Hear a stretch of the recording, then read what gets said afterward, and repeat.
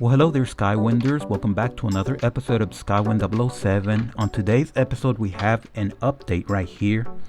I previously did a review on this and I did a comparison between all the battery testers that I had. And I did conclude that the BT300, Vdiagtool BT300 was the best battery tester in a previous video. And now I have more proof that this is the best battery tester that you can get as far as I know. Because my sister, she was having her car battery terminals were a little bit dirty, so I decided to test all my battery testers on that car. So I put them all, including the Innova 5610, which I paid over $300 for, and all of them except this one said that the battery was fine. So basically all said that the battery was okay, but this one said I needed to replace the battery.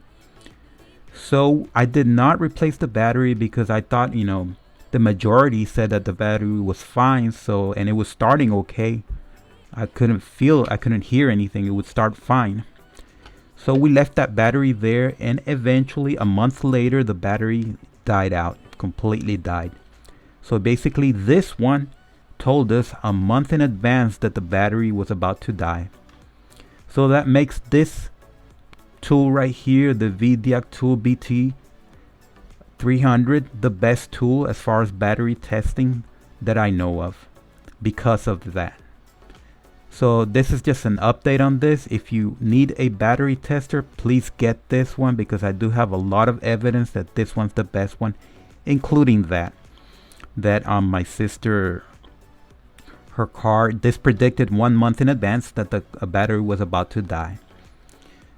So there was another interesting thing about this story, and it's that her car had a Toyota code malfunction, startability malfunction.